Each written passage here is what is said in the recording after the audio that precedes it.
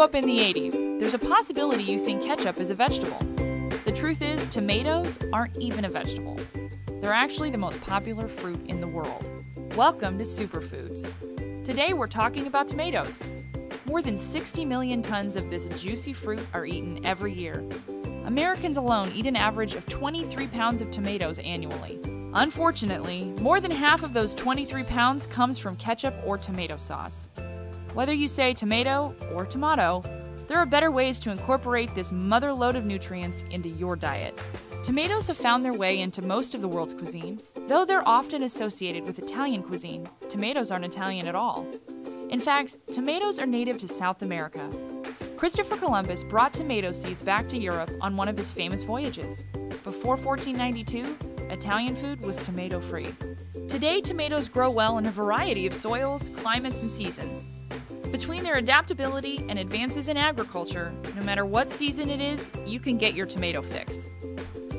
Going overboard on pizza or salsa will give you a powerful boost of antioxidants in the form of lycopene.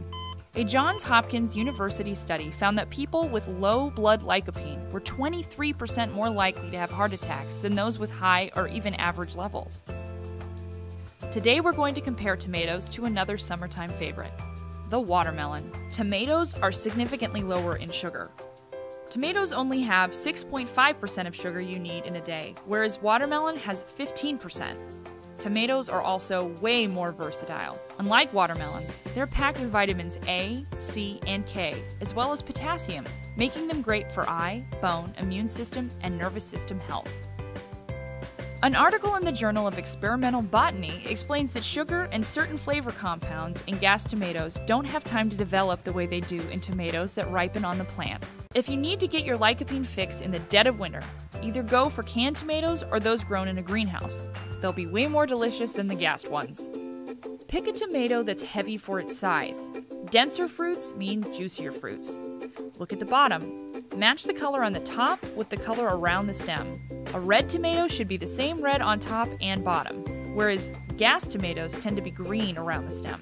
Smell the tomato. It should smell sweet and earthy at the stem. If it's got a bitter smell or no smell at all, it's not ready. How to peel tomatoes. Gently score an X on the bottom of the tomato. Immerse in boiling water for 30 to 45 seconds until the edges of the X are curling back. Remove it from the water and place it in an ice bath. The skin will peel off easily. Freeze ripe tomatoes whole, wrapped in plastic. Their skin will crack, but they'll keep their flavor for up to a year. Freezing tomatoes also makes them very easy to peel. Cutting cherry tomatoes in half is tedious. Here's a way to make it a little easier. Find 2 lids from your deli or yogurt containers that are the same size. Putting gentle pressure on the lid, slice between the 2 lids.